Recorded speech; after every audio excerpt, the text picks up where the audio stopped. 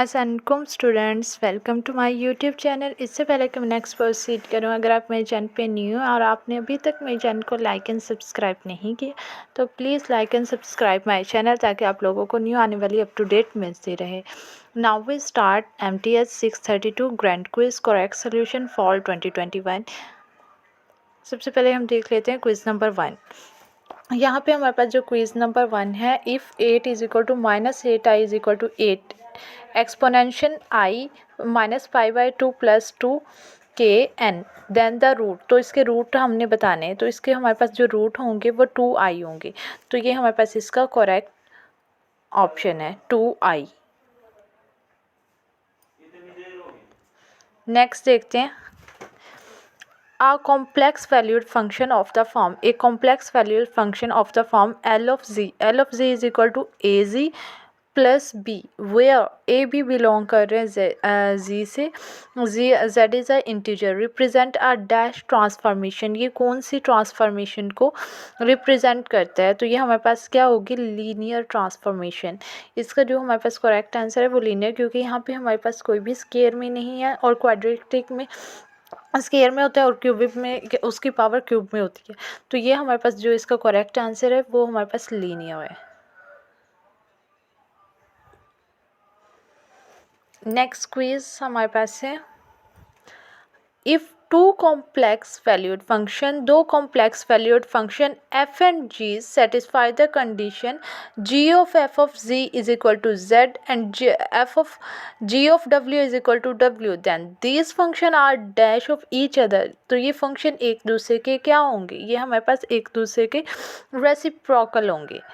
ठीक है, तो ये हमारे पास इसका जो करेक्ट आंसर है वो है रेसिप्रोकल।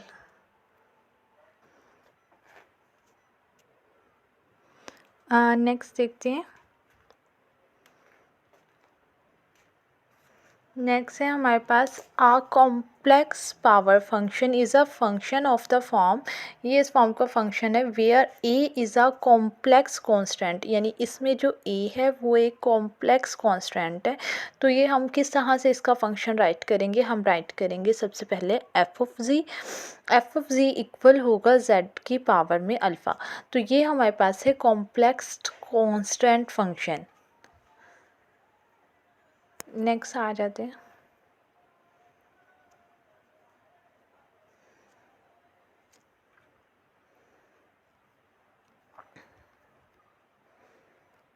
नेक्स्ट हमारे पास है if z is equal to a plus iota b is a complex number. ये कॉम्प्लेक्स नंबर है देन, तो इसमें से हमने रियल नंबर बताना है कि हमारे पास जो रियल नंबर है वो क्या बनेगा।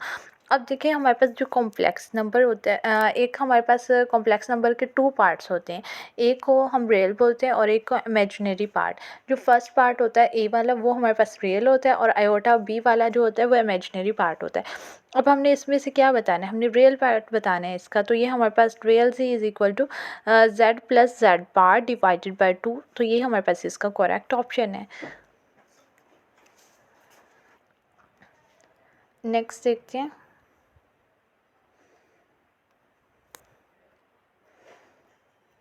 नेक्स्ट है इफ़ अ फंक्शन, अगर हमारे पास एक फंक्शन है F of G is equal to U X Y plus iota V X Y is analytical in domain, ये एनालिटिकल है डोमेन डी में, then its component of function U and V, तो इसके component of function U and V are dash in D, तो वो क्या होंगे D में। अगर हमारे पास फंक्शन जो होता है वो एनालिटिकल होता है तो हमारे पास जो उसके कंपोनेंट होते हैं वो हमारे पास उसके हार्मोनिक होंगे, U and V are harmonic in D. तो ये हमारे पास जो हार्मोनिक है ये इसका करेक्ट ऑप्शन है।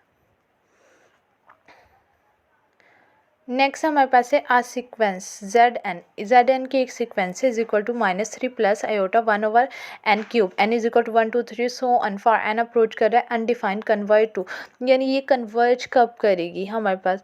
अब हम सबसे पहले जेड ऑफ एन अप्रोच करवाते हैं ज़ीरो को, अगर हम एन की जगह पे ज़ीरो पुट करते हैं तो -3 आयोटा वाली पूरी वैल्यू ज़ीरो हो जाएगी। तो ये हमारे पास किस पे कन्वर्ज कर जाएगी, -3। तो -3 इसका हमारे पास करेक्ट आंसर है।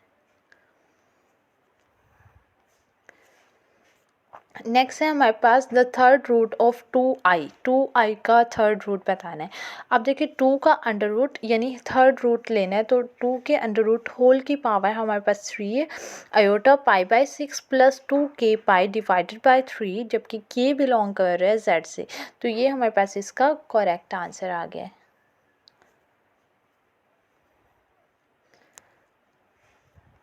नेक्स्ट है हमारे पास complex valued linear transformation is always dash on the entire complex plane, यानी एक हमारे पास कॉम्प्लेक्स वैल्यू लीनियर ट्रांसफॉर्मेशन है, इज ऑलवेज वो हमेशा डैश होती है on the entire complex plane में। अब लीनियर जो ट्रांसफॉर्मेशन है वो 1 to 1 भी हो सकती है और ऑन टू भी हो सकती है, यानी हमारे पास अगर फंक्शन फिनाइट है तो वो 1 to 1 होगी, अदरवाइज हमारे पास वो ऑन टू होगी, तो ये हमारे पास बोथ हैं। नेक्स्ट आ जाते हैं,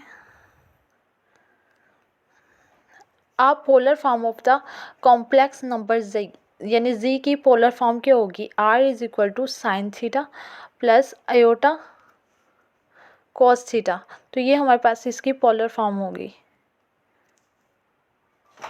सॉरी ये मतलब थर्ड वाला ऑप्शन हमारे पास करेक्ट है, क्योंकि हम जब भी पोलर में राइट करते हैं तो पहले हम r cos theta plus iota sine theta, यानी सी ऑप्शन आपका यहाँ पे करेक्ट है। नेक्स्ट आ जाते हैं, a polar form of the complex function f of z is equal to minus z cube. Polar form क्या होगी कॉम्प्लेक्स फंक्शन के, हमारे पास जो है f ऑफ z है वो z क्यूब है, तो हमारे पास इसकी पोलर फॉर्म होगी r क्यूब कोस 3 theta plus iota sign 3 theta, तो ये यहाँ पे हमारे पास जो है ये इसका करेक्ट ऑप्शन है। नेक्स्ट आ जाए, let z is equal to 1 plus iota then argument of z क्या होगा। अब जब आर्गूमेंट ऑफ z होता है वो हमारे पास tan इनवर्स ऑफ z होता है, जब हम वो फाइंड करेंगे तो tan इनवर्स ऑफ z 1 पे हमारे पास पाई बाई 4 होता है, तो यहाँ पे इसका जो करेक्ट आंसर है वो पाई बाई 4 है। नेक्स्ट है domain of the function, function की डोमेन बतानी है। F of g is equal to 1 over z plus z bar, यानी एफ ऑफ जी अगर हमारे पास इसके इक्वल है तो जेड हमारे पास इक्वल नहीं होगा प्लस माइनस आयोटा के, तो ये हम यहाँ पे हमारे पास इसका करेक्ट ऑप्शन सी है।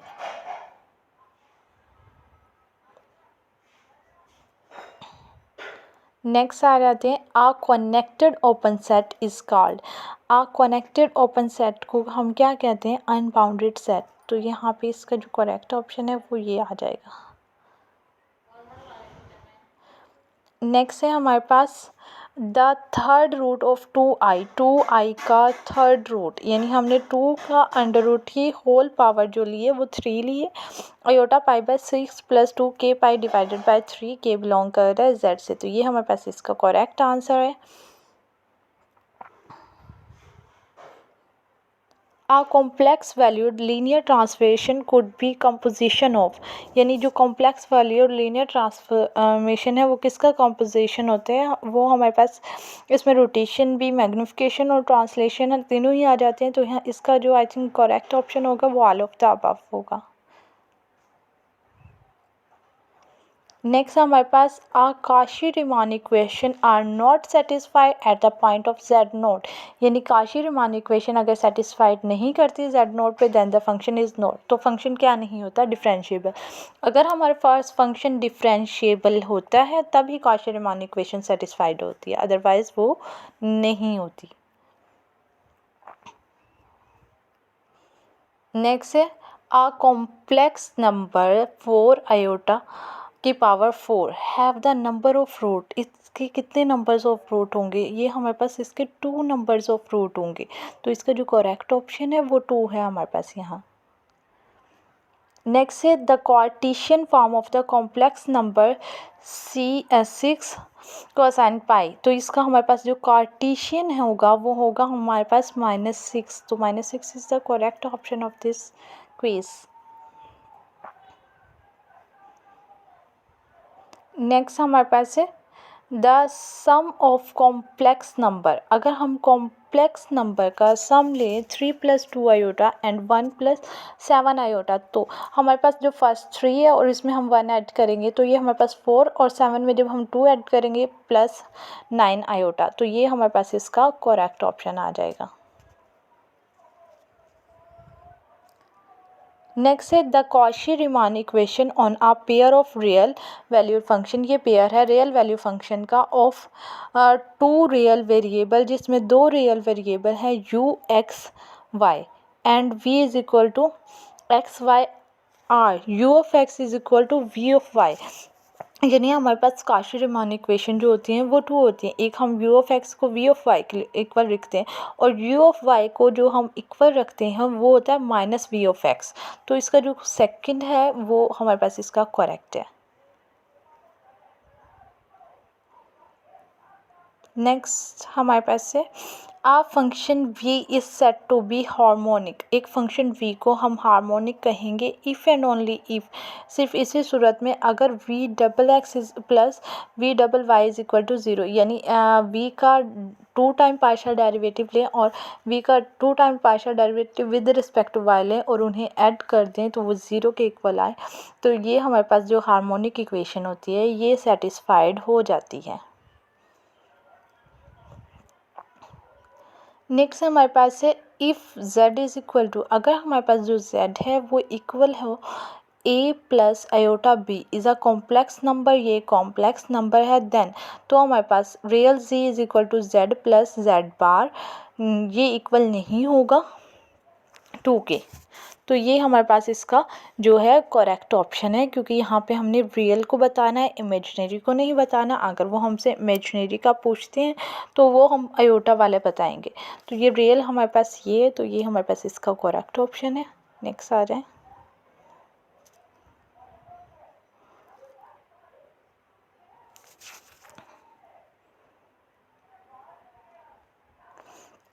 नेक्स्ट हमारे पास है स्क्वायर रूट ऑफ 2i का स्क्वायर रूट। अगर हम 2i का स्क्वायर रूट लेंगे तो हमारे पास square root of 2 bracket iota π/4 + 2k pi divided by 2, जबकि k बिलोंग कर रहा है वो z से बिलोंग कर रहा है। तो ये हमारे पास फर्स्ट वाला इसका करेक्ट ऑप्शन है। नेक्स्ट है हमारे पास a polar form of the complex function, यानी कॉम्प्लेक्स फंक्शन की polar form f of z is equal to 1 of z। अगर f of z 1 of z के इक्वल है इज़, तो ये हमारे पास किसके इक्वल होगा 1/r cos theta plus iota sine theta. तो ये फर्स्ट वाला हमारे पास इसका करेक्ट ऑप्शन है।